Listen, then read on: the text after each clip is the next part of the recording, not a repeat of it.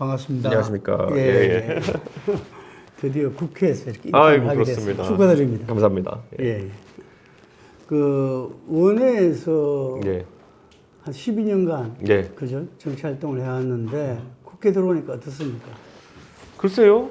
저희가 이제 국회의원 되겠다고 출마를 처음 했던 게 8년 전인 것 같은데요.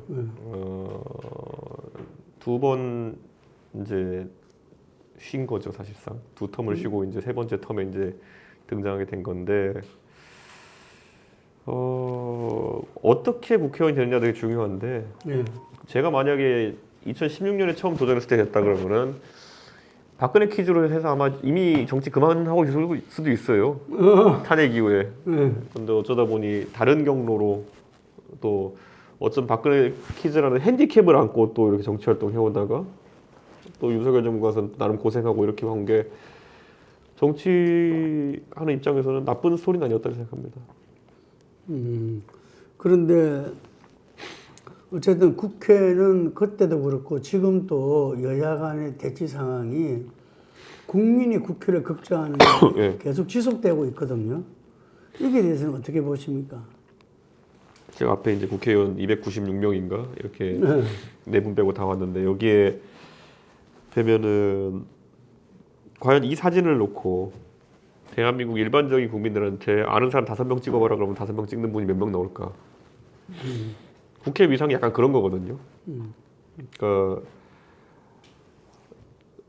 국민의 대변자라고 하기에는 개개 의원들의 특색이나 이런 것들이 너무 드러나지 않고 무슨 말을 했는지도 기억 못하고 하다못해 지금은 대통령마저도 예를 들어 윤석열 대통령이 경제 공약이 뭔 것 같냐라고 국민들한테 물어보면은 99%가 모를걸요.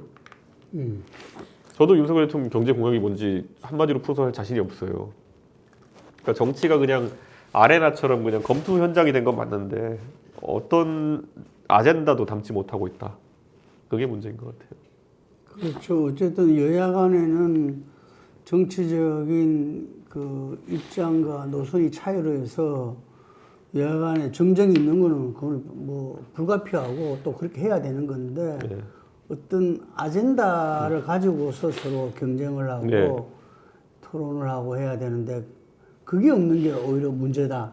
이런 지적인 거죠. 그리고 각 당의 아젠다가 이제 너무 낡아가지고요. 제가 지적할 때 민주당과 국민의힘이 각각 있는 문제가 뭐냐면은 미국도 보면요. 2016년에 이제 오바마가 이제 임기가 끝나고 그 다음 선거를 치려할 때 버니 샌더스라는 사람이 이제 등장했었어요. 그렇죠. 근데 버니 샌더스가 상징하는 게 뭐냐면은 소위 말하는 1대 99라는 표현이 그때 나오거든요. 예. 그러니까 월가의 아주 돈 많은 사람들과 다수 간의 대립을 이제 부추겨가지고 정치를 하려고 하는 것. 그 구도가 이제 한국에도 파생돼가지고 나오는 게 복지담론 그 중에서도 이재명식 복지담론이었거든요. 뭐 가진 자에 걷어가지고 복지를 많이 하자 뭐 이런 거였는데 이게 사실 미국에서도 사그라들었어요. 미국이 지금 다시 이제 2차적 호황기를 겪고 있는 거는 소위 말하는 IT 기업을 중심으로 한 기술 붐에 의해 가지고 다시 이 성장을 견인하고 있는 상태가 된 거거든요. 그렇게 됐을 때 미국의 특별한 복지 정책이나 이런 걸 통해 가지고 미국이 다시 도약하게 된 게 아니에요. 근데 그래서 미국에서는 지금 버니 샌더스 담론 같은 거 안 나오잖아요. 지금 1대 99 같은 거 안 나오잖아요. 지금 보면 트럼프 같은 경우에는 일자리를 미국에 가져오겠다. 리쇼어링 전략을 가지고 얘기하고 있고 그리고 그러니까 사실 팍스 아메리카나가 아니라 결국에는 미국의 이기적인 미국으로 돌아가겠다라는 얘기를 하고 있는 거고 그다음 민주당마저도 이번 대선에서 복지가 주 이슈가 아니에요. 아니면 세금 정책이 주 이슈가 아니에요. 낙태권 이런 거 가지고 이제 하고 있는 거거든요. 그러니까 한국도 그 트렌드가 한번 넘어가는 거예요.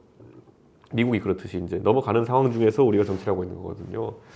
그래서 이번에 이재명 대표의 25만 원 어쩌고 하는 얘기가 그 철지난 버니 샌더스 담론의 최연장선에서 이제 마지막으로 나오는 얘기다. 우리가 코로나 때 그 비상 시국에서 여러 가지 지원금 받아봤지만은 급격한 물가 상승을 겪으면서 득이 된 게 없는 그런 상황이 된 거거든요. 잘 생각해보면 문재인 정부 시절에 코로나 때문에 몇백만 원씩 화끈하게 뿌리고 있는데 정권 잃었잖아요. 그건 왜냐하면 사람들이 이제 냉정하게 이걸 한번 겪어본 거예요. 1대 99 프레임이나 뭐 가진 자의 돈을 끌어가지고 가진 자의 돈을 끌어오지도 못했는데 그냥 하여튼 풀기만 하는 거로서 어떻게 갈 수 있느냐에 있어서 해봤더니만은 부동산가 폭등하고 그 다음에 결국엔 물가가 오르네. 그러면 예를 들어 200만 원 받을 땐 좋았는데 옛날에 코로나 때 200만 원 받아서 내가 고기 사 먹고 그 다음에 나중에 내 월세가 1년에 몇백씩 오르고 아니면 내 전세값이 몇 억씩 오르고 그러면 나한테 이득인가?를 이제 냉정하게 판단하게 되는 거예요, 사람들이. 한번 해보니까. 그래서 이 담론은 안 되는 담론인데 지금 이재명 대표가 이렇게 의회 정치에서 유리한 상황 속에서 그런 정도 수준밖에 못 들고 온다는 게 지금 대한민국 정치에 민주당 쪽에서도 한계가 좀 보이고 있는 거예요. 그러면은 지금 현재 민주당에서 네. 이른바 그 금투세 뭐 이 실행이냐 유예냐에서 폐지 쪽으로 뭐 네. 지도부에서 가닥을 잡았다 이런 이야기인데 그 방향은 그나마 그래도 좀 이렇게 이 현재의 흐름과 좀 수렴되고 있다 이렇게 보십니까? 금투세라는 것을 설명할 때 결국에는 민주당은 이렇게 설명했죠. 아니 이거 5천만 원 이상 주식으로 버는 사람이면은 이 사람들 일반적인 사람 아니다. 대부분의 사람은 돈을 잃는데 5천만 원 이상씩 버는 사람들이면 이 사람은 뭐 애초에 굉장히 엘리트거나 이런 사람들일 것이다. 그러니까 이 사람들한테 과세하면은 99% 대중은 신경 안 쓰겠지가 이제 민주당의 담론이었던 거예요. 예. 그러니까 마찬가지로 1대 99 담론을 끌고 들어오려고 한 거죠. 근데 대중이 예상과 다르게 반응하죠. 예. 그러니까 그게 지금 민주당이 자꾸 강구하고 있는 거예요. 이제 대중의 정보력이라든지 아니면 이런 1대 99식 갈라치기에 대한 반응 자체가 예전만큼 그렇게 단순하게 나오지가 않는 거죠. 이제 사람들은 이걸 통해 가지고 1%에 해당하는 돈 버는 사람을 과세한다고 나한테 득이 생기는 것이 아니라 이 사람들이 거대 자본을 끌고 대한민국의 자본시장을 이탈하게 되면은 내가 가진 삼성전자 주식이 떨어질 수도 있다라는 생각까지 가는 거예요. 그게 지금 젊은 세대가 반응하는 거거든요. 그러니까 지금 2030 세대를 중심으로 해서 금투세에 대한 반대 여론이 올라오고 있는데 그게 40대, 50대랑 너무 다른 거예요. 그러니까 여기에 민주당이 적응을 못하고 있는 겁니다. 아직까지도 진성준 의원 같은 분은 이해가 안 갈 거예요.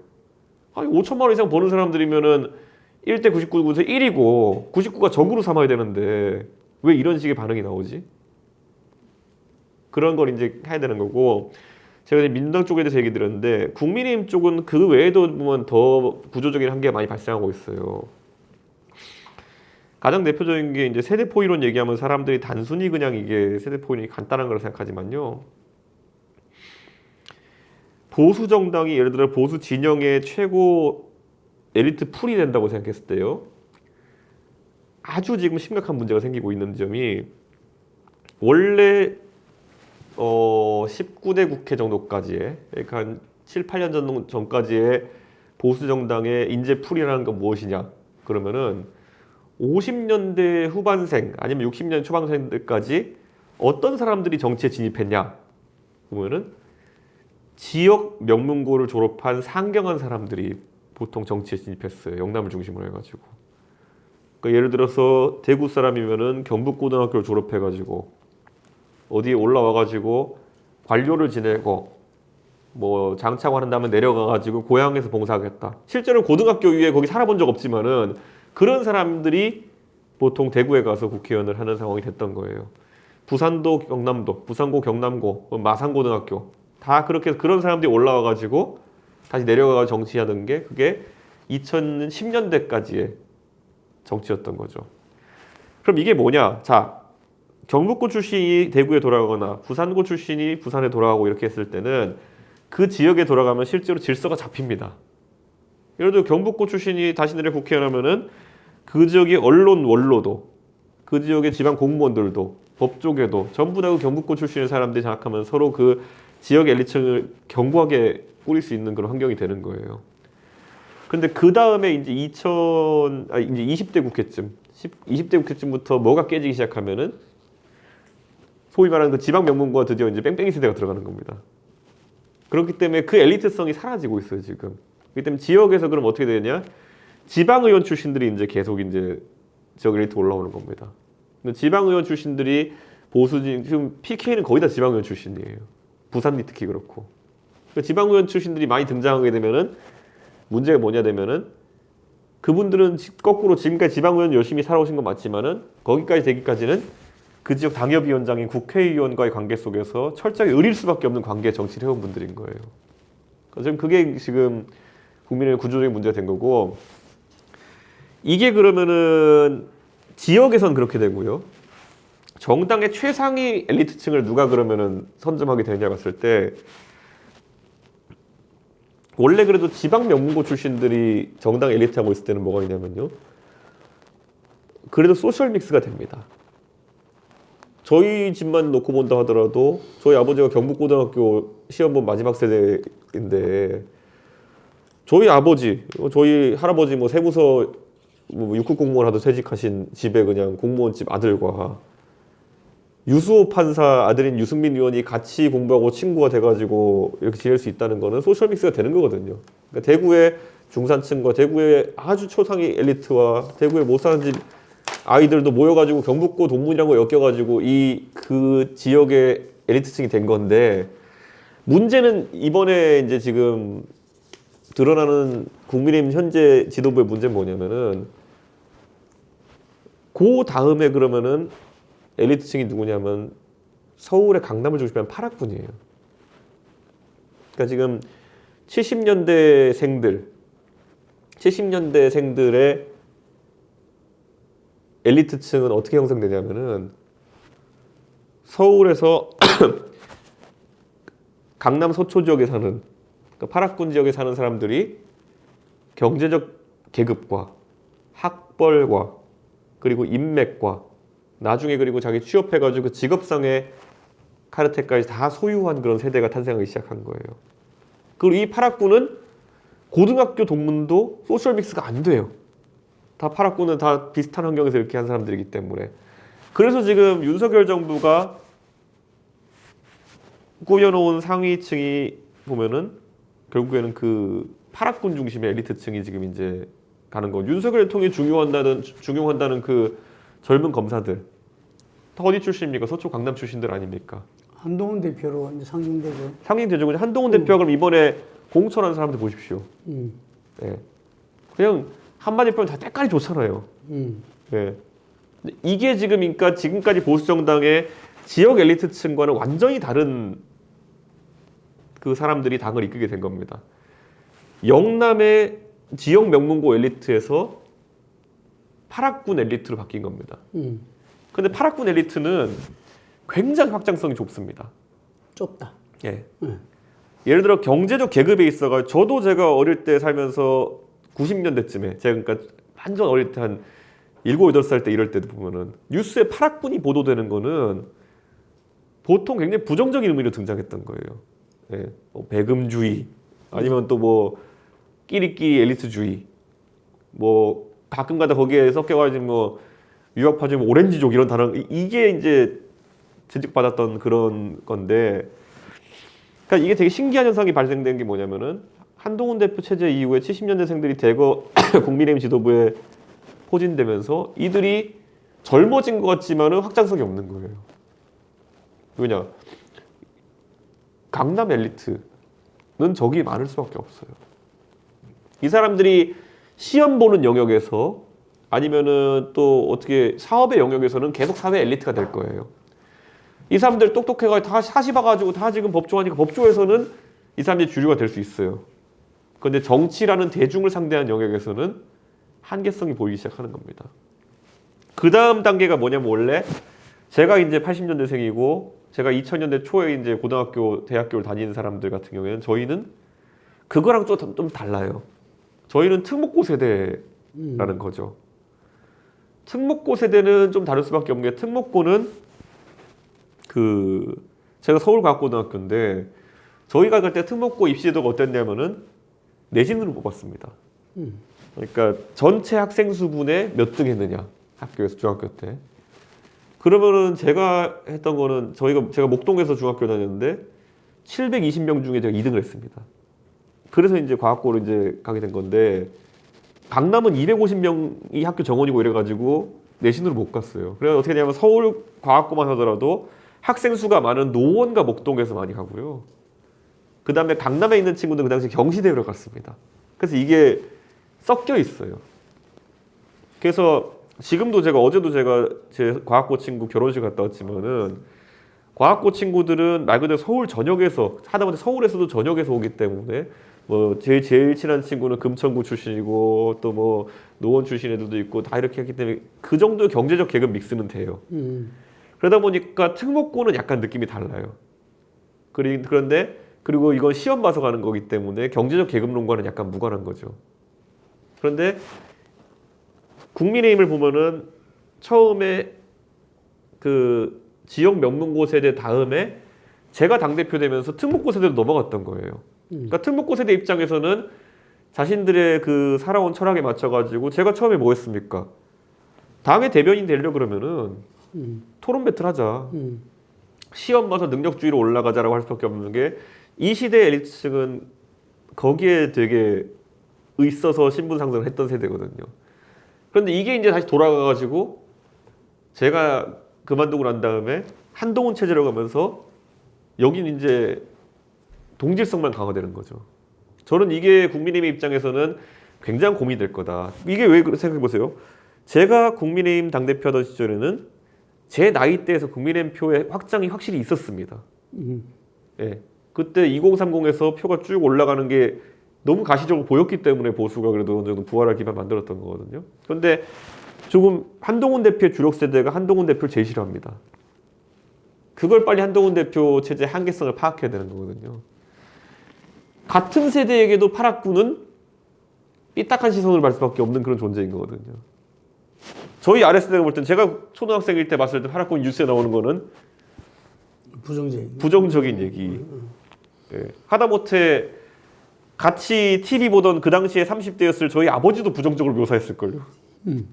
근데 한동훈 대표는 아이덴티티를 자꾸 팔았구나 이야기를 사람들 내리에 하니까 하여간에 지금 아까 이재명 이야기에 한 번 더 짚고 넘어가자면은 그 김민서 수석 최고가 이재명 대선의 뭐 전략사령관이다 뭐 이런 이야기를 하잖아요. 근데 그 친구가 금방 이야기한 대로 지금 세상이 변했다. 그렇기 때문에 클릭이 아니라 자기가 생각할 때는 0점 조정이라 표현하고 싶다. 군대에서 0점 조정하는 게 있잖아요. 그래서 이 심지어 그 통일 문제, 남북 관계도 다 변화가 돼야 된다. 기존의 민주당의 노선이라든지 이런 부분들이 이제 그런 속에서 지금 하나의 그 두세 지금 유예 내지 폐지 뭐 이런 방향이 쭉 되는 것 같아요. 그게 뭐 중산층을 두텁게 뭐 이런 표현을 하듯이. 그러니까 우리 이 의원이 볼 때는 나름대로 그게 방향은 잘 잡고 가고 있다고 보는 겁니까? 근데 그건 화자가 바뀌어야 될 겁니다. 화자가. 네. 그러니까 사람이 잘하던 거 아니면 자기가 하던 거 갑자기 내용 바꾸려면 힘들거든요. 의외로 그러면은 이념적 지형을 중간으로 가져와 가지고 대선에 성공한 사람이 누가 있냐 그러면 가장 떠오르는 게 박근혜 대통령이에요. 그렇죠. 근데 잘 생각해 보면 박근혜 대통령은 두 가지가 있었죠. 여느 보수 정치인과 다르게 세종시 문제에 대해 가지고 일관된 입장을 취했죠. 그건 왜 그렇겠습니까? 그거는 애초에 당신의 아버지께서 수도 이전이 꿈이었기 때문에 그냥 가훈인 거예요, 그거는.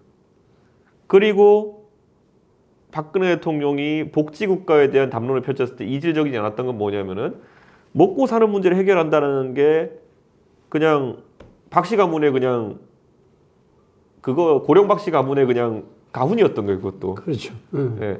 그러니까 먹고 사는 문제를 해결한다 연장선 상에 있는 복지 담론이 그렇게 이상해 보이지 않았던 거죠. 그런데 예를 들어서 갑자기 기업가 출신의 이명박 대통령이 갑자기 복지 담론을 얘기했다. 이거는 아니었던 거죠.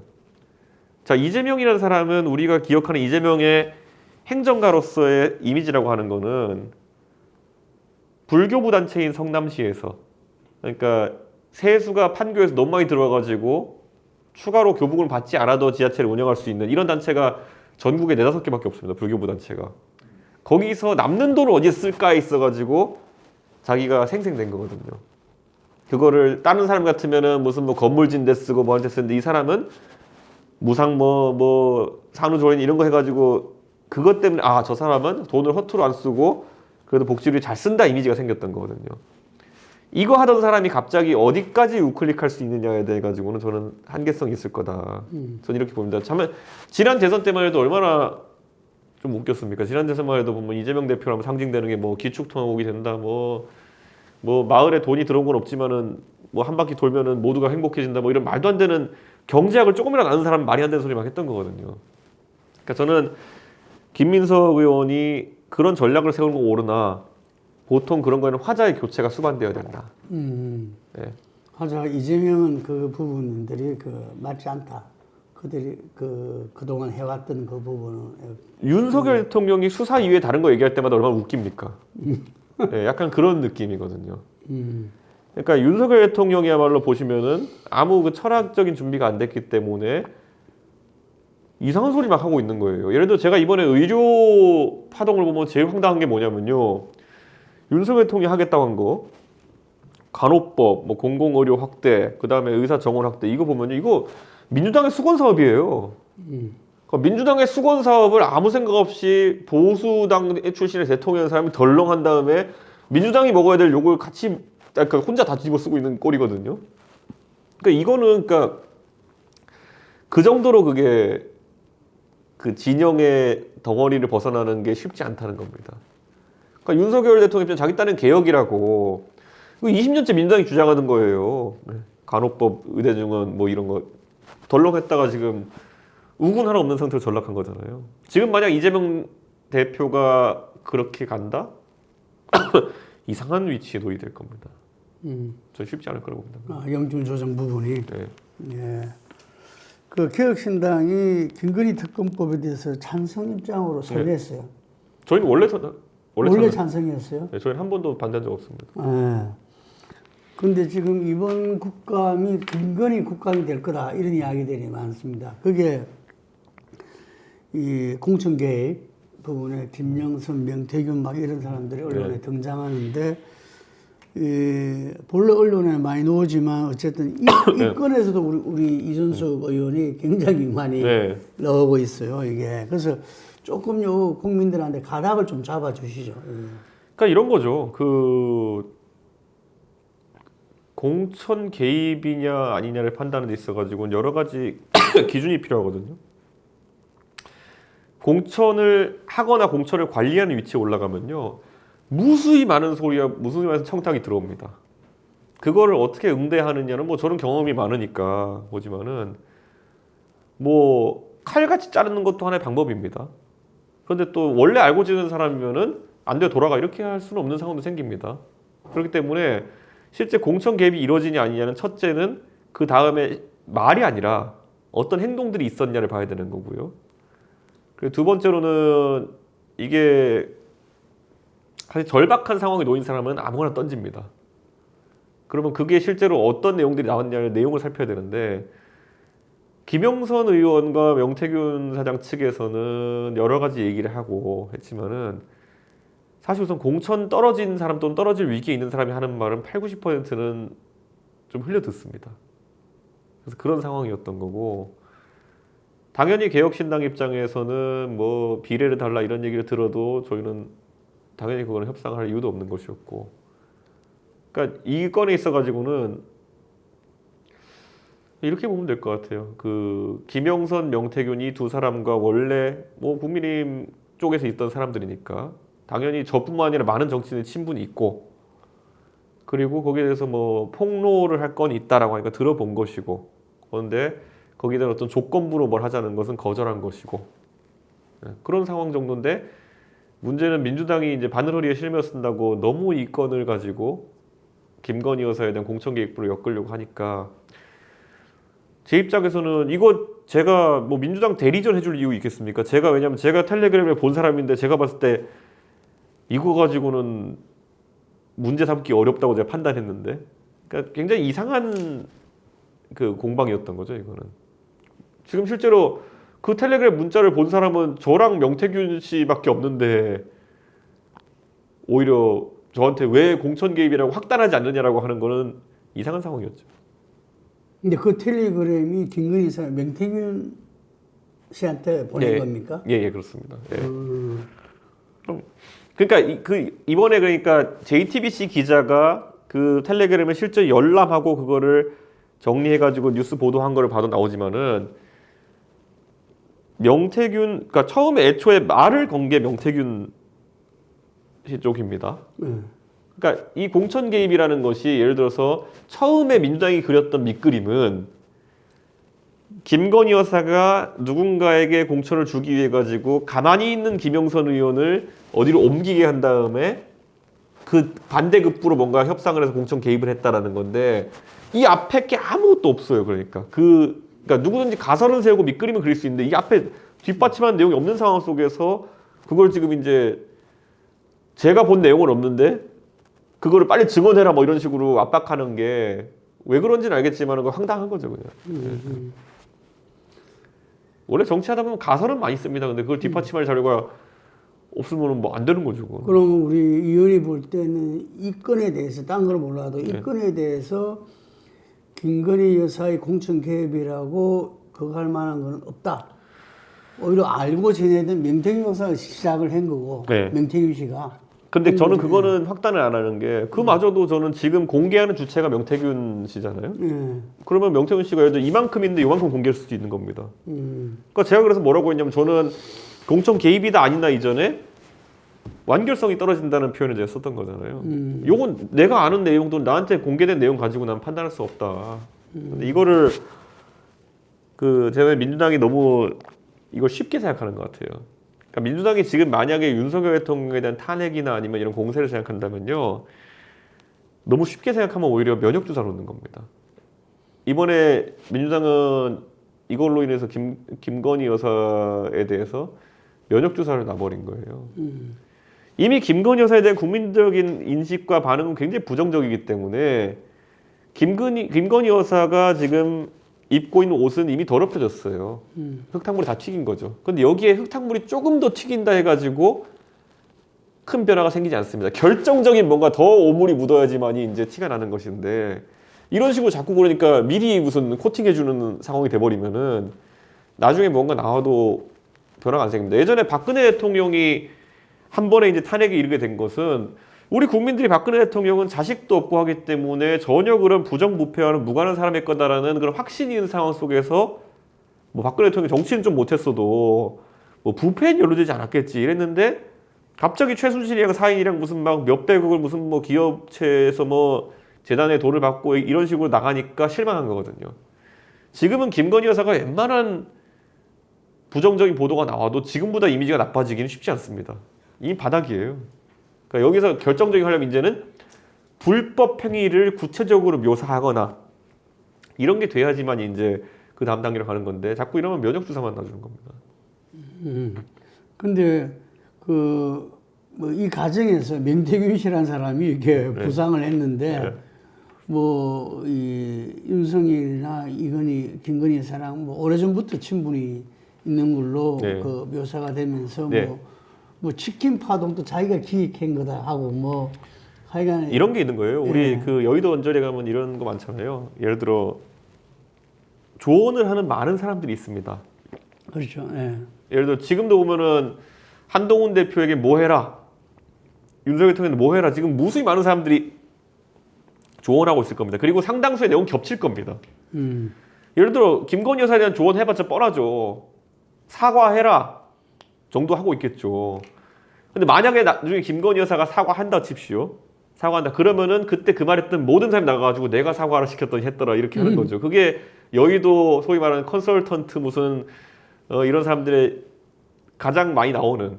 그러니까 우리가 보면 딱 봤을 때 진짜 오랫동안 이 영역에서 활동하시고 이런 분들은 굳이 그런 자기 홍보하는 멘트 안 해도 다 알고 이제 하지만은 또 그런 실적이 필요한 분들은 그런 말 많이 하시거든요.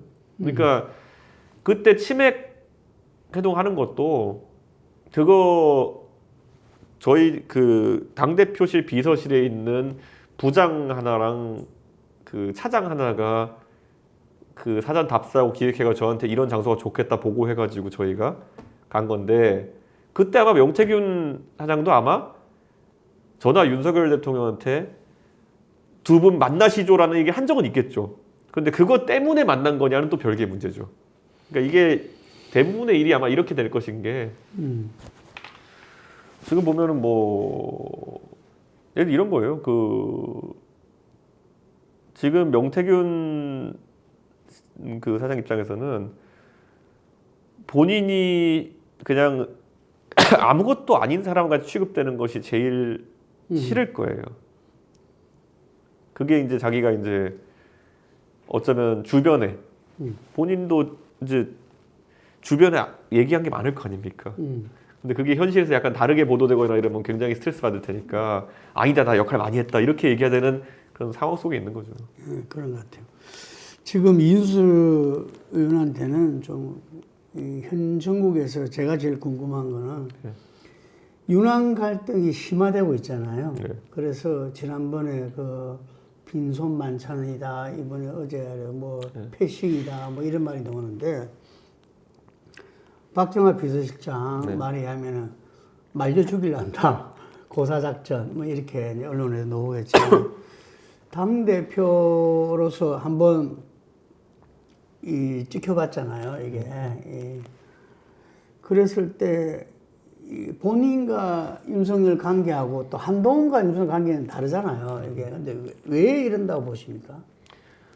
한동훈 대표가 가지고 있는 모든 정치적 자산은 윤석열 대통령이 언제 부여해 준 거기 때문이죠. 네.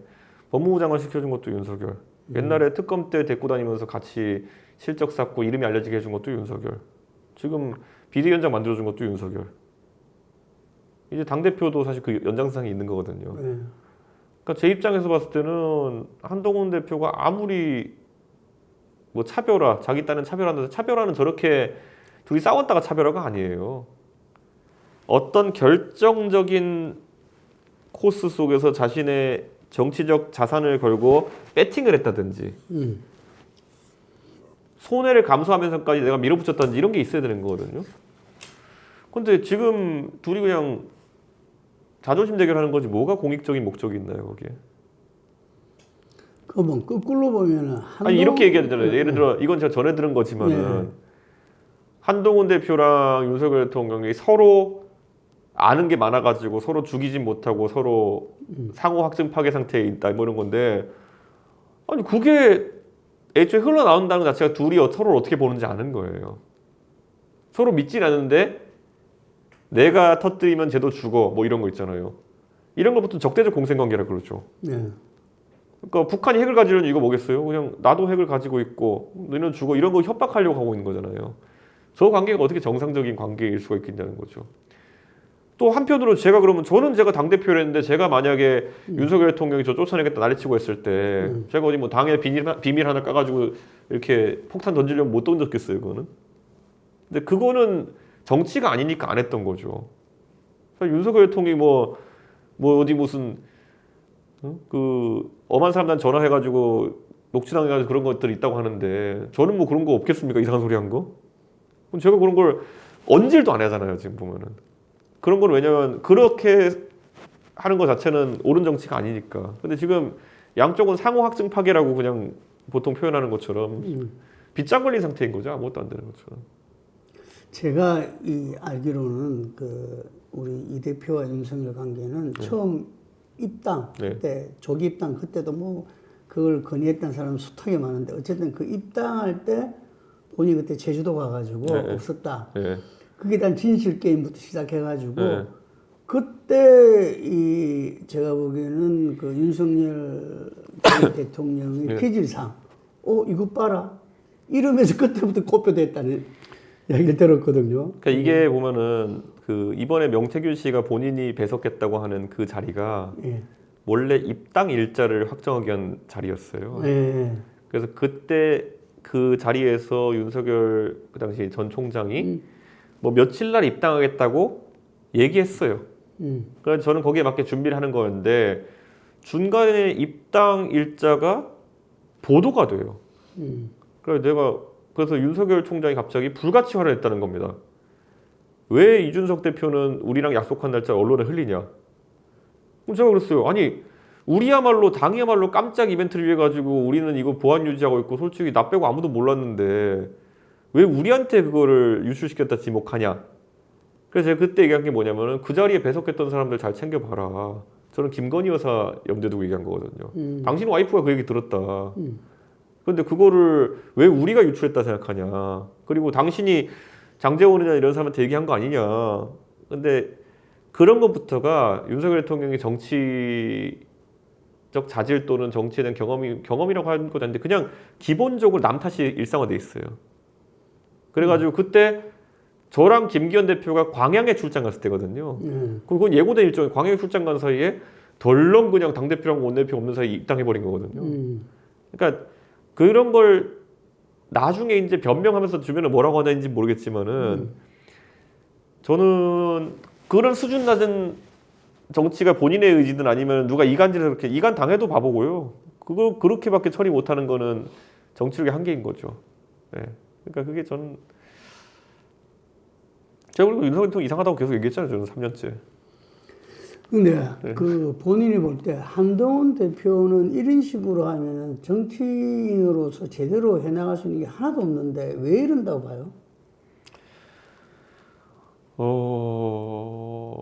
이런 거죠. 세상을 가볍게 봤다, 정치를 가볍게 봤다, 정치 무신 거죠. 네.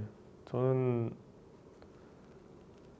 파락군적 시각에서 봤을 때 얼마나 지금 국민의힘의 주류 의원들이 허접해 보일까요? 네. 강남 출신의 서울대 법대 나온 검사 출신의 법무부 장관 출신 본인이 봤을 때 아둥바둥 예를 들어 부산에서 어디 뭐 울산에서 지방 의원 한다고 평생 줄대 가지고 하다가 뭐 구청장 군수 한번 하고 이번에 어떻게 국회의원 되기 위해서 또 빨빨 살아오고 매일 또 금요일만 되면 기차 타고 내려가 가지고 동네 잔치에서 막걸리 마시고 일요일 밤차 막차 타고 올라와 가지고 서울에서 올라와 가지고 다시 국회 출근한 이걸 보면서 그 삶을 한동훈 대표가 살고 싶어 할까 아니면 본인은 다른 사람이라 생각할까요? 저는 예를 들어 이런 게 있어요. 지난번에 총선 치를 때 한동훈 대표가 그런 말 한 적 있거든요. 운동권 청산하겠다. 그 말이 가지는 함의를 한동훈 대표가 알고 얘기했을까? 한동훈 위원장은 서울 강북 지역만 가도요. 운동권이 그 지역의 주류예요. 예. 그 지역의 주류인 이유는 뭐냐면요.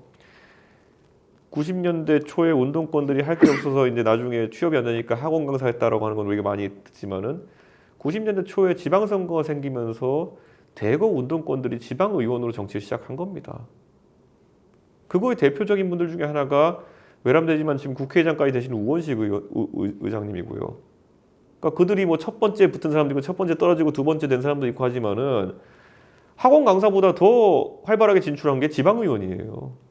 그럼 그 지방은 운동권이지만은 그 사람들은 운동권이면서 지역 정치에 완전 밀착되어 있는 그리고 또 학벌도 좋고 어디 내놔도 뭐 이상할 거 없는 그런 그리고 노무현 정부 때 행정관 비서관으로 국정 경험까지 쌓은 사람들 집단을 그냥 한동훈은 세 글자 운동권이라고 줄여가지고 싸잡아 비하한 거예요. 근데 그게 지역 주민이 봤을 때 얼마나 황당하냐는 거죠. 왜냐 그러면은 운동권에 대비되는 아주 선명한 무슨 뭐 엘리트층 집단을 만들어가지고 한동훈 대표가 선거 임한 것도 아니에요. 국민의힘의 지난 총선 때의 후보군이라고 함은 그냥 서울 강북지역만 먹고 보면 직업이 당협위원장인 사람들이에요. 네. 선출되어 본 적도 없고 그냥 동네에서 지역 유지같이 있으면서 돈 좀 있으니까 그 당협위원장이라는 거추장스러울 수도 있는 거를 그냥 본인의 본업과 병행하면서 하는 사람들이거든요. 생활 정치인이 아니에요. 그러니까 그래서 보통 이런 표현은 그렇지만은 지역에서는 아주 좀 비하적으로 표현하는 사람들은 후보에 따라 다르지만 수전노라 표현하기도 해요. 운동권 대 수전노의 대결처럼 돼버린 경우도 있어요. 근데 그거를 전혀 뉘앙스나 현실을 모르고 그냥 운동권 청산을 자기가 뭔데? 저는 그걸 보면서 야 세계관이 되게 이상하구나 이런 생각을 했던 거죠. 그러니까 그런 미묘한 걸 하나도 모르고 있어요. 지금 예를 들어 본인이 그러면은 지역에서 그러면 이번에 영남 지역은 그럼 아까 말했던 것처럼 어떤 철학을 가지고 공천을 없어요. 네. 그런 게 하나도 없어요. 저도 그래서 그 한계점을 알고 있어요. 저는 그래서 제가 대표됐을 때 뭐 했습니까? 시험 봐서 어쨌든 엘리트성을 가려야 된다라고 했던 게 뭐냐면요. 예전같이 권위를 부여할 수 있는 사람들이 없으면은 그 권위를 자신들이 만들 수 있는 기회를 만들어야 되는 겁니다. 예를 들어서 아까 말했듯이 국민의힘의 일반적인 지방선거 후보들 서울 강북이나 열세 지역에 뛰는 사람들이 동네 인식이 안 좋으면은 시험이라도 봐가지고 이 사람 똑똑한 사람이다 라도 인증을 해줘야지 선거를 뛰어볼 수 있는 겁니다. 예를 들어 시험을 다 봤더니만은 이 사람은 전국 상위 3%의 인재다. 그러면 그걸 명함에 타가지고 돌아다니 만들어진 권위라도 있어야 되는 거예요. 근데 그게 없는 상황에서 물론 국회의원급쯤으로 가면요 뭐 국가가 공인할 만한 시험 대단한 것들 뭐 사자 들어간 자격증 시험 같은 걸 딴 사람들이 와가지고 그게 자동으로 될 사람도 있겠죠. 적어도 본인 능력이 있잖아요. 근데 지방선거를 몇천 명이 가야 되는데 그거를 그런 사람들이 올 수 없으니까 자연적으로 권위를 부여할 수 있는 방법들을 찾아야 되는 게 하나의 퀘스트거든요. 근데 그런 미묘성을 하나도 모르고 그냥 선거에 뛰어들었으니 그 꼴이 났죠. 근데 네. 그 친한 의원들이 지난 전당대회 때 보면 보좌관 파견 등등으로 해서 네. 한 17명, 18명 정도가 네. 언론에 파악이 됐어요. 네. 장동혁 수석을 인터뷰해 보니까 자기가 볼 때는 20에서 25명 정도 네. 있지 않나 이렇게 이야기했는데 지금 이 여의도에서 보는 시각은 한 자리도 안 될 거다 이런 이야기인데 어떻게 보면은 우리 이거는 선거가 있었는데도 이제 자기 세력화를 못했는데 우리 이준석 의원 같은 경우는 당대표 시절에 선거 공천을 안 한 상태니까 좀 다르지만 어쨌든 간에 본인이 그런 위험한 과정과 쫓겨나가는 과정에 의해서 보면은 국회의원들의 어떤 지원 지지는 못 받았었잖아요. 근데 그때 그 경험에서 봤을 때 지금 한동훈이 세력화에 전혀 지금 이제 못하고 있는 이건 어떻게 봅니까?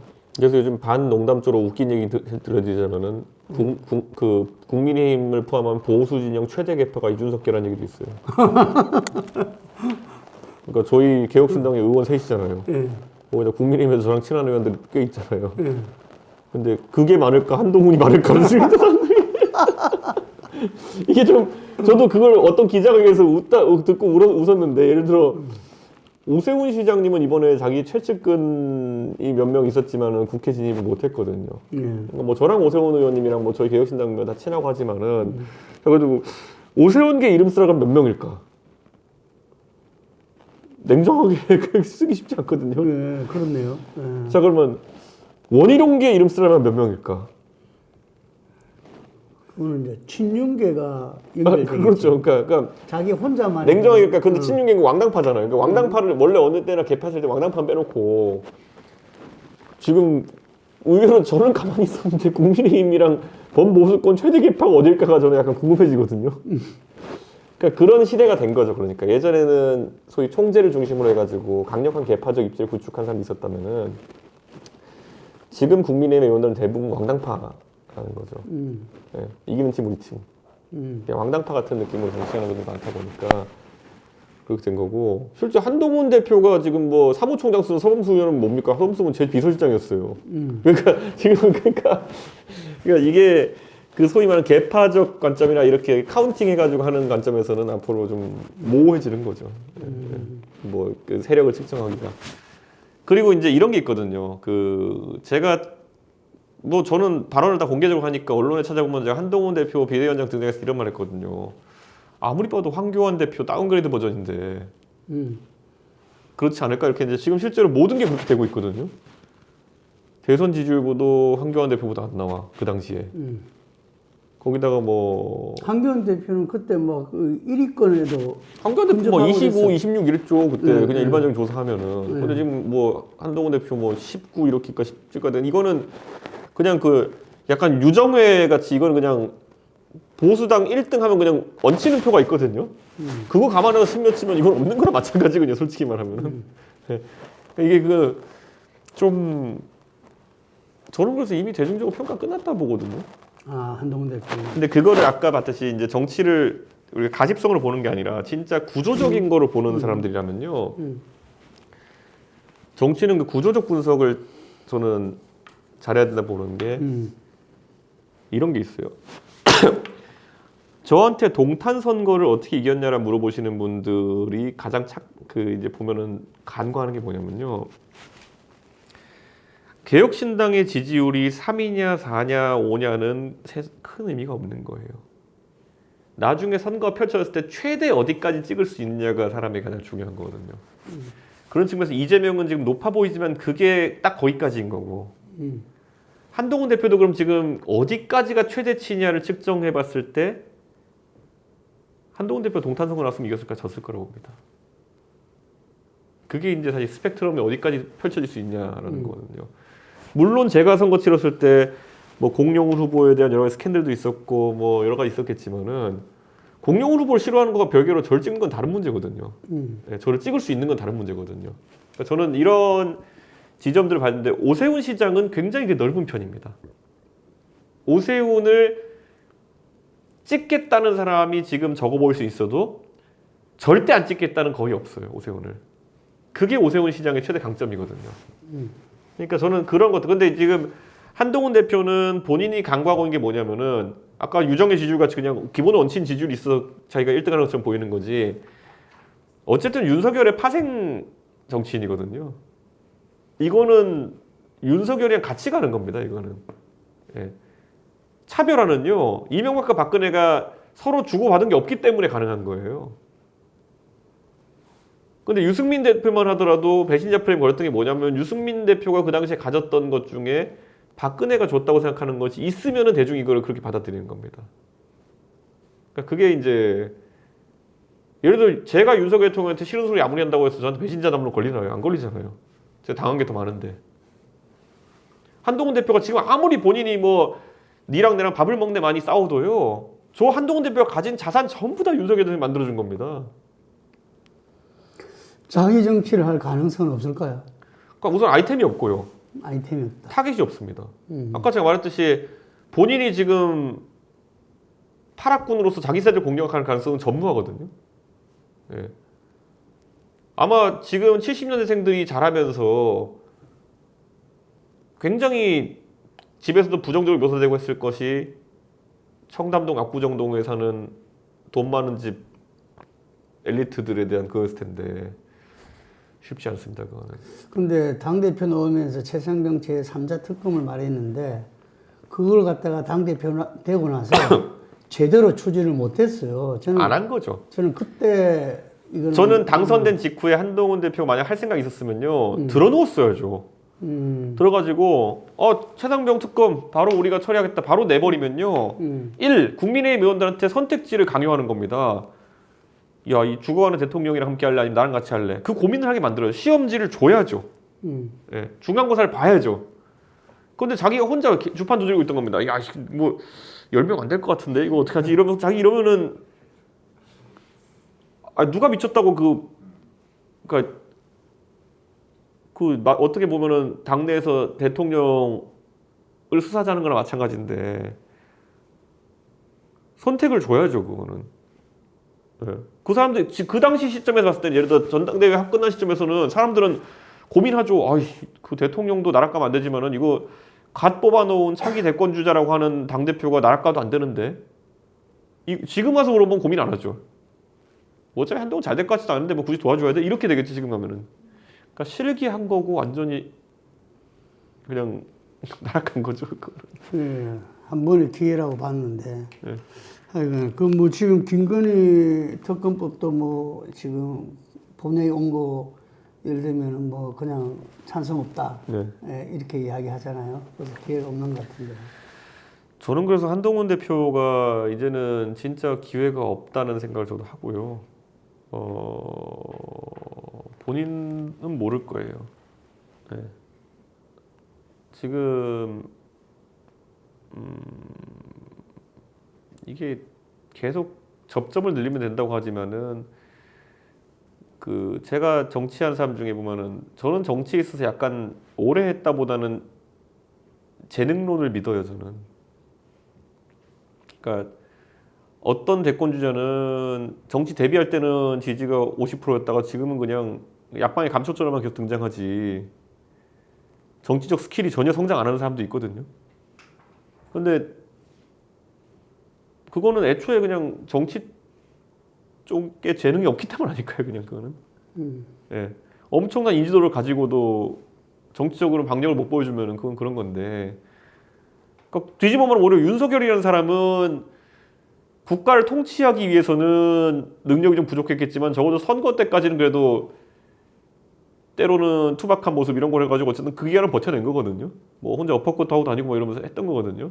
지금 한동훈 대표는 어쩌게 보면 선거에도 재능이 없는 것 같고 정당 운영에도 약간 재능이 없는 것 같은 걸 그냥 입증하는 과정인 것 같아요. 그러니까 그 지금 여의도 국회에서 전면에는 안 나왔지만 어쨌든 지금 2016년 가을의 데자뷰가 지금 벌어지고 있는 것 같다는 이야기가 그렇죠. 스물스물 나오고 그렇죠. 있거든요. 예, 예. 그게 이제 탄핵인데 예. 그때 과정에 뭐 아주 깊숙이 그걸 지켜보고 네. 또 그 했을 건데 어떻습니까 지금? 이렇습니다. 그 탄핵이라는 게 되려 그러면은 누적된 것이 많아야 되는데 아까 말했던 것처럼 이미 누적은 충분히 됐어요. 지금 뭐 이렇게 막 유조선이에요. 제가 그때 표현해도 유조선인데 불만 튀기면 이거 다 펑 터질 건데 탄핵을 해보기 한 번도 안 해봤을 때 탄핵에 대한 감정과 탄핵 해본 뒤의 감정은 다를 수밖에 없어요. 무슨 말이냐면 그때는 보수 입장에서 탄핵을 했을 때 그래 탄핵한 다음에 뭐 반기문이든 유승민이 세워가지고 어쩌면 다시 하면 되는 거 아니야 이런 생각했을 거예요. 근데 해보니까 안 되거든요. 그러니까 지금은 예를 들어서 굳이 국민의힘 의원들 108명의 머리를 생각해봤을 때 뭐 특검하고 무슨 뭐 사과하라고 이렇게 치댈 수는 있어도 야 이거 그 탄핵하면은 그냥 5년간은 그냥 극복이 안 되더라. 그럼 우리 다음 임기 때도 그냥 총선 하나만 하다. 뭐 이러면 그 표결론 찬성 안 할 겁니다. 딱 108 뭐 가끔 이제 사태 파악 안 되는 안철수 의원이 한 표 정도 해가지고 이제 107 정도까지 가겠죠. 이제 뭐는. 예. 근데 그렇게 아마 버틸 겁니다. 본인은 어떻게 생각해요? 저희는 찬성이죠. 탄핵에? 아니 탄핵은 아니고 우선 특검부터. 특검에서 문제가 발생하면은 저희는 탄핵 찬성할 겁니다. 자, 또 한편으로는 이재명 대표의 결심 공편이 이제 벌어지고 11월 달에 이제 1심 선고들이 나온다 하잖아요. 근데 구형이 공직선거법이나 그거나 뭐 세게 2년, 3년 나왔어요. 저는 그러니까 돈이 얽히지 않은 문제, 그러니까 말로 어떻게 한 문제 있어가지고 징역이 나오는 사례가 뭐 있긴 하지만은 자주 보진 못했습니다. 예, 그렇기 때문에 이례적으로 높은 구형이다 생각하고 제가 재판부라면은 좀 짜증이 날 것 같은데요. 예, 그러니까 이거는 오히려 검찰이 법원을 압박하는 거 아니냐라는 생각을 좀 하게 될 것 같은데 뭐 그와 관계없이 법원이 판단하기를 바라지만은 저는 이거는 그래서 뭐 아니면 도보입니다. 무죄 아니면은 진짜 징역형. 징역형의 집행유예겠지만은 중간에 벌금형 이런 건 없다. 저는 그래서 저는 검찰이 왜 이렇게 법원을 세게 압박하는 모양새일까 이런 거. 예. 우리 그게 역작용할 수도 있겠네요. 그러니까 저는 그거는 그 검찰이 자신감이 있어서 그런 걸 수도 있고 형량이 높게 나오도록 이미 자신들은 유죄는 확신하고 형량이 높게 나오려고 그러면 기준점을 높게 원래 법원이 신경 안 쓰게 하지만 여론에는 영향 미치거든요. 그렇게 한 것이냐 아니면은 무죄를 주지 못하게 압박하는 것이 그거는 뭐 수사해본 사람들이 알겠죠. 근데 제가 법원이라면 굉장히 짜증날 것 같은데요. 민주당 관계자나 변호인단은 무죄를 확신하더라고. 그 사람들이야 뭐 그 누구 바라보고 그런 얘기 하는 거겠지만은 저는 예전에 이제 이재명 대표가 경기지사 때도 무죄 났던 게 결국 토론회에서 뭐라 떠든 거는 크게 뭐 처벌하지 않는다 이런 거였잖아요. 이번에도 제가 봤을 때는 조금은 상황이 다르긴 하지만은 그걸 민주당 기대하고 있을 것 같아요. 이게 공직선거법은 그런데 유전교사는 아니다 이런 이야기들도 있어요. 이게. 당연히 그걸 다 깠잖아 지금 이재명 대표 본인이 녹취를. 그게 보면 사실대로 해라가 숱하게 나오잖아. 근데 뭐 그거야 뭐 힘센 사람이 사실대로 해라라는 거는 그냥 일반인이 사실대로 해라라는 다른 거니까 그거를 이재명 대표가 이게 100% 유리한 내용이라고 하면 예전부터 깠겠죠.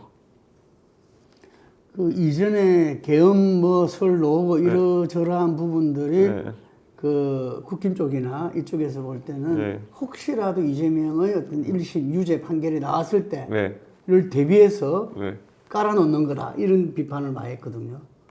아 근데 계엄은 제가 봤을 때 계엄이 이제 계엄 그러니까 이런 거죠. 계엄 중에서 그냥 일반적으로 계엄해버리고 국회가 설 때 해산해버리는 거는 그건 뭐 시도하지 않을 테니까 만약 계엄을 누가 시도한다면은 거기다 친위 쿠데타식의 계엄을 얘기하는 걸 텐데 그게 되겠냐는 거죠. 예를 들어서 지금 모든 장병에게 핸드폰이 보급돼 있고 핸드폰을 걷어가는 것만으로도 음모론이 일어날 텐데 과연 그렇게 하겠느냐. 그리고 예를 들어 제가 반 농담적으로 얘기하자면 동부간선도 5시 반부터 막히는데 예전에도 보면 구사단 이런 게 저기 전방에서 내려와가지고 노태우가 끌고 와가지고 이제 12.12 하고 이런 거잖아요. 근데 구사단이든 뭐든지 뭐 어디서 끌고 올 수 있냐 지금. 파주에서 무슨 뭐 그 아니면 연신내로 내려오면은 그 길 막혀서 내려오지도 못할 텐데. 그러니까 교통체증 때문에 계엄을 했다는 거예요. 그러니까 그거야 반 농담적으로 한 얘기지만은 누군가 생각하는 것처럼 쿠데타적 성격의 계엄은 쉽지 않다. 네, 그냥 계엄 그 자체로 계엄은 사실 그냥 국회의원들이 출근해가지고 그냥 해체해버리면 되는 거니까 의미가 없고 만약 민주당이 말하는 것처럼 위험한 형태의 계엄이라 그러면은 계엄과 함께 여러 사회적 활동이 중지되고 군이 무슨 뭐 도시에 깔리고 이런 걸 텐데 그거는 기민하게 하는 건 불가능하다 이제 하다못해 통일로나 이런 데 뭐 CCTV 다 있을 텐데 이제 교통 CCTV 다 있는데 뭐 탱크 내려오는 거 다 보일 텐데 뭘 정확히 뭘 할 거라고 예상하는 거냐. 예. 예. 그래서 수방사에서 올라오겠느냐. 거기도 막히는데. 그 이번에 10월 달에는 어쨌든 11.6 재보선이 있습니다. 예. 그 개혁신당이 이번에 후보를 못 냈어요? 그러니까 저는 제가 허은하 지도부에게 이제 그 당무에 대해서 알아서 하라고 이제 해뒀는데 사실 저랑 상의 안 하고 그냥 금정구를 전략 지역이라고 발표하더라고요. 뭐 그래서 뭐 사람을 뭐 섭외하고 이렇게 했나 보다 했는데 또 안전한 거 보고 좀 이상하다는 생각을 했어요. 예. 근데 어차피 이게 제가 당무를 하나씩 하기 시작하면 그냥 제가 다 해야 되거든요. 가만히 놔두고 있습니다, 그냥. 어쨌든 선거에는 후보를 내는 게 정상적이죠. 당연하죠. 예. 제가 아마 당선하고 있었으면 그거 제일로 해가지고 찾아다녔겠죠. 근데 이번 재보선 판세는 어떻게 보십니까? 지금 부산 금정에도 후보 단일화 한대요, 지금 민주당하고 혁신당하고. 예. 금정은 제 생각에는 박빙이 될 것 같고요. 단일화 됐을 때? 네. 저는 강화군에 저는 국민의힘이 낸 후보가 선거법을 기소된 게 제일 황당하던데요. 예. 아니 도대체 저 당은 공천을 왜 저런 것도 체크 안 하지 이런 생각? 아니 그분은 지금 호별 방문 때문에 그 기소됐는데 우리가 기사를 썼지만 그게 아니라 배준영 의원 선거 때 돈 봉투를 갖다가 했다고 해서 그 녹취를 우리가 깠거든요. 근데 그걸 경찰에서 무혐의했어요. 그래서 민주당에서 그걸 고발했는데 또 무혐의해가지고 다시 그 재항고를 한다고 민주당이 그러는데 그걸 알면서 한동훈 후보가 공천을 준 거예요. 그러니까 이게 좀 당황스러운 게 한동훈 대표는 이번 강화든 금정이나 하나로 지면은 그냥 정계 은퇴거든요. 우리는 알지 모르겠지만은 그거는 그냥 제가 무슨 뭐 대표 물러나고 이런 게 아니라 그냥 정계 은퇴예요. 그거는. 아 정계 은퇴까지? 아 당연하죠. 무슨 이게 좀 웃긴 게 그거 아까 제가 말했잖아요. 이제 선거 지휘 무능에 이어서 당무 무능, 공천 무능까지 나오면 이제 그거 하는 거거든요. 그러니까 그거는 저 황교안 하위원이라 그랬잖아요, 제가. 근데 자기 이미지에도 이렇게 기소되고 연루된 사람을 공천장은 당대표 직인이 찍히는 거잖아요. 그거부터 나는 문제가 있다고 하고. 그러니까 저는 이해가 안 가는 거죠. 이번에 저는 저는 그냥 그 힘들어하는 사람한테 더 뭐라 하든 건 안 하겠습니다, 제가. 근데 이제 호남에도 신경을 많이 썼잖아요. 근데 지금 연간 군수가 민주당하고 혁신당하고 진보당이 3파전으로 거의 30% 내외에서 비슷하게 나와요. 이건 어떻게 보십니까? 이제 근데 사실 진보당이 실제로 농민 조직이나 이런 게 좀 있으니까 그런 쪽이 좀 그런 지역 지방으로 갈수록 이제 좀 표가 나오는 지역들이 있긴 한데 결국에는 저는 영광에서 그 호남의 정치적으로 기민한 유권자들이 조국 혁신당을 뽑을 가능성이 높다 봅니다. 아, 그래요? 네. 지난번에 전남에서 비례대표에서 혁신당이 4% 비례대표에서 높았어요. 예, 민주당보다. 저는 그렇게 본 게 영광의 특성을 생각해 보자면은 하다못해 거기에 이낙연 조직원도 좀 있을 겁니다. 아, 그렇죠. 본래 영광. 그럼 그 사람들이 어디를 뽑는 걸 선호할까? 음. 저는 의외로 저는 조국 혁신 낙승할 수 있다고 봅니다. 거기서. 낙성. 네. 아, 낙성까지. 네. 이게 그 동네가 그 보통 영광 이런 데도 그 몇만 명 단위의 동네는요. 호남을 좀 잘 알잖아요. 네, 확 쏠립니다. 그냥 가가지고. 네, 그 경남 지역 가끔가다 선거에 무소속이 막 되고 이러잖아요. 근데 여론조사랑 다르게 막판에 20%씩 바뀌고 이런 경우 있어요. 왜냐 그 경남에나 이런 데도 군단 이적 가보면 뭐 동네 가장 4차선 도로가 뭐 소방도로 하나 바뀌고 이런 데 많거든요. 근데 가면 그 도로 분위기 바뀌면 싹 그냥 다 바뀌는 그런 선거 되게 많아요. 그리고 냉정하게 생각해보면 이런 거잖아요.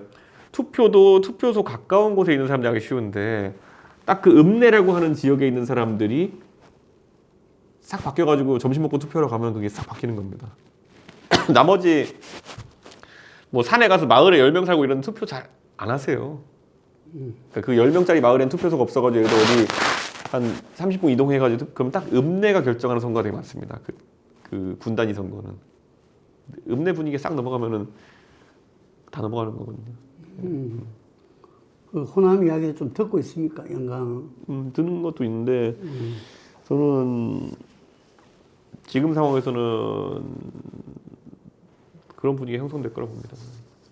자, 개혁신당에 대한 이야기를 좀 예. 드리겠습니다. 뭐냐면은, 사실 지난 총선 때 제3지대에서 가장 스포트라이트를 우리 이준석 그 의원이 받기도 하고, 개혁신당이 받기도 하고 했는데, 결과는 어쨌든 그나마 원내 정당으로 들어왔지, 그것도 뭐 위험하다는 말도 많았었는데, 실제 국회에 들어와서 교섭단체가 비교섭단체 한계 속에서 잘 안 보입니다. 네. 이 문제를 어떻게 하려고 그러시죠? 제가 잘 안 하고 제가 그냥 그 방송 출연한 거 지금 안 하고 있어서 그래요. 저는 윤석열 정부가 올해 말까지 날아갈 거라 생각하고 예, 그때까지는 제 할 일 하면서 그냥 시간 보내겠다고 애초에 선언한 상태거든요. 왜냐하면 윤석열 정부 날아갈 때 제가 뭐 당연히 제가 보탤 수 있는 건 보태겠지만은 저는 이 안에서 제가 뭐 그렇게 최고 주체가 되고 싶지는 않아요. 예. 아, 탄핵의 최고 주체가 되고 싶지는 않다. 저는 이런 거예요. 탄핵의 판이 벌어지면은 또 그거는 열심히 할 수 있겠죠. 근데 그 전에 지금 뭐 민주당이 무슨 뭐 시도도 없이 할 거면 대통령을 탄핵해야지 무슨 뭐 장관 탄핵하고 무슨 뭐 검사 탄핵하고. 검사 탄핵 이런 자잘한 판에 끼고 싶지가 않아요. 저는. 하려면 대통령이 정부가 정권이 마음에 안 들면 대통령에 대한 비리를 국회의원들 캐내가지고 그걸 바탕으로 탄핵을 걸고 이런 거는 당연히 큰 판이니까 어쩌면 제가 제일 먼저 달릴 수도 있죠. 그거는. 지금은 보면은 뭐 민주당이 잔매 때리듯이 자꾸 이렇게 하는 거에 저희가 이중대처럼 동참해주고 이럴 이유는 없죠. 예. 뭐든지 하려면은 주도를 해야 되는 거지. 예. 그래서 개혁신당은 어쨌든 그리고 이번에 민주당이 뭐 이거 뭐 명태균 건에 있어서 하는 걸 보니까 그렇게 뭐 개혁신당과 이준석을 존중해 주는 것 같지도 않고 그냥 뭐 괴롭히려고 하는 것 같고 그래가지고 이번에 민주당은 소탐대실했다는 생각이 들 겁니다. 좀 있으면. 예. 개혁신당의 지금 스탠스는 뭐 현재 이대로 연말까지는. 저는 그렇다 봅니다. 그럼 국정감사는 또 좀 다르지 않겠어요? 근데 국감도요. 이번에 제가 봤을 때는 한 20대 국회 이후로는 국감에서 스타 나오기 어렵습니다. 예. 국감에 진짜 스타 나오기 어렵습니다. 이게 뭐 탄핵을 겪고 난 다음에 공무원들의 마인드도 달라졌고요. 그러니까 윤석열 정부에 있어가지고 생각보다 그 한 일이 많지 않아가지고 예. 이상한 지점들이 있지만은 저희도 몇 개 이상한 점들은 지적하겠지만은 막 스타가 될 정도의 이런 것들이 막 의원들 나오긴 어렵다 생각합니다. 예, 본인은 지금 가방에 있는데 네. 과학기술 정보 분야에 좀 집중해서 할 생각이다 하는 이야기를 들었어요. 네. 그렇습니까? 실제로 그렇고 방송은 하면은 재미는 있는데 방송 관련 거 다루면은 이제 지금 과방위에 너무 이해 당사자들이 많아요. 그러니까 언론인들 출신이니까 뭐 내용을 잘 알았다고 해서 배치했겠지만은 뭐 YTN 출신 노정면 의원님, 뭐 그리고 뭐 OBS 출신의 이윤기 의원님, 다 뭐 JTBC 출신 이정원 의원님, 뭐 국민일보 한민수 의원님 다 언론을 잘 하시는 분이니까 저도 하지만은 저도 이제 하도 그분들이 말씀하시니까 내용은 알겠는데 야 근데 이거는 이게 그 뭔가 생산적인 일감이 되기는 어려운 데라는 생각 가끔 합니다. 물론 잘못하는 사람이 있으면 캐내고 그 사람들 뭐 이렇게 취재하고 하는 것도 필요하지만은 그냥 뭔가 아까 말했던 것처럼 과학 기술 이런 쪽이나 이런 쪽처럼 뭐 미래지향적인 얘기를 하는 게 아니니까. 예. 방송의 미래에 대해서 얘기하는 것도 거의 없고 그냥 맨날 보도 편향성 얘기만 하는 거거든요. 예. 저는 사실 제가 뭐 저도 패널 생활 오래 하고 방송 많이 하고 해서 하자면은 잘 끼어들 수 있는 주제지만은 그렇게 흥미가 있는 주제는 아닙니다.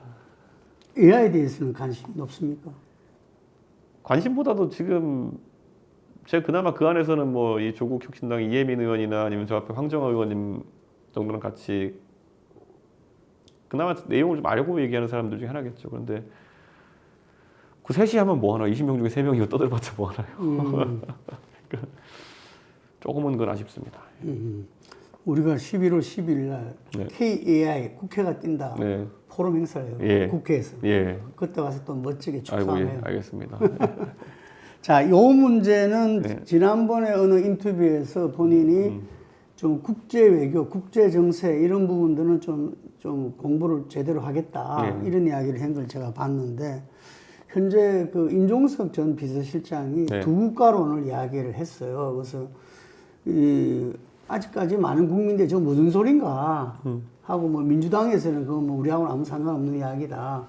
그리고 통일 쪽에 같이 일했던 사람들도 좀 오버했다 이런 이야기를 하거든요. 그런데 그게 문제가 아니라 지금 국군의 날에도 보면은 그 윤석열 대통령이 상당히 뭐 북한 그 초토화 뭐 이런 붕괴론 뭐 종말론 이런 부분도 이야기할 정도로 해서 전쟁의 위기에 대한 불안도 스물스물 지금 오고 있거든요. 그러니까 임종석 실장이 한 얘기를 저는 보면은 이제 임종석 실장은 현실적인 상태에서 두 국가론을 얘기한 것 같고 우리 반헌법적이죠. 그런데 헌법에는 그 통일을 해야 된다고 하고 영토 규정도 그렇게 안 돼 있고 저는 임종석 실장의 생각에 동의는 안 하는데 논의 테이블에 올라오는 것 자체를 비판할 필요는 없을 것 같아요. 그런데 임종석 실장이 오히려 좀 안타까워 보이는 거는 이럴 줄 모르고 평생 통일운동 하셨냐. 네. 그런 약간 생각이 들고 북한의 오히려 통일 담론이라 그러면 우리가 기억하는 거 오히려 고려 연방제 같은 거잖아요. 일국양제잖아요. 일국양제를 하자고 했던 건데 우리는 자유민주주의 통일을 항상 얘기했기 때문에 그걸 받아들일 수 없었던 거고 그런데 지금 예를 들어 젊은 세대한테 얘기해 보면은 그러니까 헌법에 합치하느냐 마냐가 아니라 젊은 세대한테 얘기해 보면은 어쩌면 일국양제는 아니면은 그 두 국가론에 대한 호응이 국민 평균보다는 높게 나올 수 있어요. 근데 그래서 저는 대화 자체를 그런 논의 자체를 하지 말라는 얘기는 동의하지 않고요. 다만 그 화자가 임종석 평생 통일운동 하셨던 임종석 실장이고 하필이면 이게 또 김정은이 요즘 그런 비슷한 얘기를 하고 있을 때 이게 평생 통일운동 하셨던 분의 인식 전환이 생겼다 그러면은 굉장히 오비락인지 모르겠지만 오해 살 수 있는 시점이죠. 저는 그래서 뭐 임종석 실장이 하는 얘기 내용면으로 봤을 때는 뭐 만약에 우리가 또 개헌이 된다 그러면은 당연히 그것도 토의집으로 올라올 수 있어야 된다 생각하는 거고 하지만 하필이면 그게 통일운동 하셨던 임종석 실장이기 때문에 아주 그냥 그 뭐랄까 아주 깔끔하게 본인의 생각 변화로만 보이진 않는다. 그런 한계점이 있는 것 같아요. 그 부분에 대해서 우리 아까 젊은 친구들한테는 나름대로 그 홍도가 좀 있을 거다. 거기에 대해서 이런 이야기를 했는데 사실은 지금 통일에 대한 어떤 관점이 많이 바뀌었잖아요. 네. 그 전보다 젊은 세대들은 그런 부분에서 윤석열 대통령은 좀 상당히 강대강으로 나가는 이런 입장이거든요. 그러니까 이런 거잖아요. 통일에 대한 담론도 우리가 아까 말했듯이 뭐 지금같이 우리 주도의 흡수 통일, 그 다음에 일국 양제, 그리고 결국에는 두 국가론 이런 세 개의 스펙트럼이 있다고 생각하지만 사실 이 안에도 무수히 다양한 스펙트럼이 세분화될 수 있는 거거든요. 하다못해 저는 이런 생각도 해요. 예를 들어 일국 양제를 해서 예를 들어서 북한이랑 같은 국간에서 연방제 비슷하게 돌아간다? 그런데 만약에 삼통이 된다. 왔다 갔다 할 수 있고 통신이 되고 우편이 왔다 갔다 하고 이렇게 되는 상황에서의 일국 양제다. 그러면은 저는 단시간 내에 북한이 무너질 거라 봐요. 사실상 흡수 통일과 같은 효과가 나올 거라 보거든요. 근데 이제 그거는 반헌법적이니까 지금 얘기를 할 수 없는 건데 근데 그런 것들은 논의해 볼직하죠. 제 생각에는. 네. 그리고 두 국가론이라는 게 예를 들어 예전에 얘기하던 평화협정으로부터 시작하는 그런 맥락의 것인지 아니면 김정은이 이야기하는 그런 맥락의 것인지 다 다르거든요. 저는 통일은 오히려 좀 많이 얘기했으면 좋겠어요. 통일 전략에 대한 그런 부분 같은 경우는 윤석열 통일 북진 통일인 것 같은 꿈이 저 어디서 많이 듣던 얘기인데 옛날에 보면은 그 해방 이후에 보면은 이승만 대통령이 맨날 신성무 국방장관한테 뭐 어떻게 하면 되냐 그러면 뭐 각하께서 말씀만 주시면 평양에서 점심 먹고 이렇게 하던 얘기랑 비슷해 보이거든요. 저는 전쟁이나 아니면은 그런 무력을 가볍게 얘기하는 지도자는 굉장히 위험하다 생각합니다. 칼은 칼집에 있을 때 제일 위협적인 거고, 진짜 힘이 센 사람이 힘을 얘기 안 할 때 오히려 제일 무서운 거거든요. 무언의 압력처럼 이렇게 가는 게 제일 센 건데, 진짜 그 가볍게 무력을 얘기하면 안 된다. 하지만 우리가 항상 강한 이 힘을 가지기 위해서 노력해야 되는 건데 말로써 그걸 구두 개입하는 건 되게 위험한 행동이다 이렇게 생각해요. 네, 마지막 질문입니다. 네. 대한민국의 그 현재가 어렵고 네. 또 정치도 앞이 안 보인다 하더라도 우리는 미래를 열어 나가야 되잖아요. 그리고 그 어떤 주축으로서 젊은 이렇게 정치인들에 대한 기대가 높습니다. 그런데 이번 22대 국회 보면은 젊은 정치인들이 눈에 잘 안 보여요. 그 우리 이준석 의원은 정치를 오래 해서 그런지 젊은 정치인으로 안 보는 사람들도 있고 이러한데 우리 정치 미래 국회에 들어와서 이 보기 어떻습니까? 저는 정치인들이 지금 젊은 정치인은 양당의 우세 지역에서 당선된 사람밖에 없잖아요. 한동훈 대표랑 똑같은 거죠. 누구한테 빚지고 시작하니까 안 되는 거죠. 네. 빚지고 시작했는데 거기다 어떻게 센 소리를 하겠어요. 한동훈을 돕지 않는 것과 별개로 한동훈이 잘못해도 얘기 못 하잖아요. 김재섭 의원은 조금 어려운 데서 됐잖아요. 그러니까 김재섭 의원은 나름 하고 싶으면 하고 다니는 거고 네. 다른 사람들은 그냥 그거 했다가 바로 배신자 프레임 걸릴 텐데요. 저는 그리고 젊은 사람들이 정치하는 데 있어서 가장 무기로 삼아야 될 건 논리인데 지금 덩어리지려고 하는 것 같아요. 그러니까 왼쪽은 왼쪽대로 왼쪽 편향적인 유튜브 채널 같은 데 나가가지고 자기 지지층에게 소구하는 걸 업으로 삼는 젊은 정치인들이 있고 오른쪽은 오른쪽대로 무슨 뭐 말도 안 되는 막 극우 유튜브 같은 데 나가가지고 어떻게든 해보려는 사람이 있고 저는 그런 정치 모델을 추구하는 이상 합리적인 유권자 관심 가질 일 없다고 생각해요. 네. 근데 그 정치가 어렵다 생각할 때 결국은 전공법에서 답을 찾아야 되는 거거든요. 저 이번에 제가 동탄 선거 나간다고 하고 거기 선거 뛰면서 할 때 의외로 생각해보면 제가 뭘 했나요? 저는 그냥 선거하면서 지역에 의한 공약하고 다른 사람들 잘 때 한 발짝이라도 더 뛰고 해가지고 선거 열심히 치르려고 했고 이런 근본 빼고 다른 방법이 있다고 생각하면 안 될 것 같아요. 지금도. 네. 이번에 저는 제일 놀랐던 게요.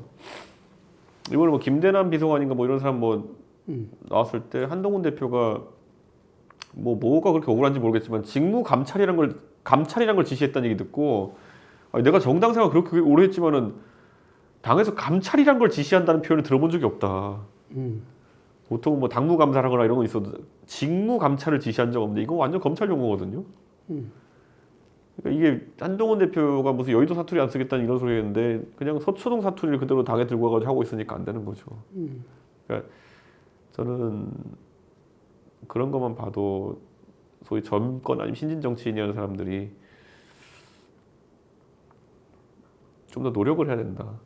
자기 수련의 노력을 해야 된다 이런 생각하는 거죠.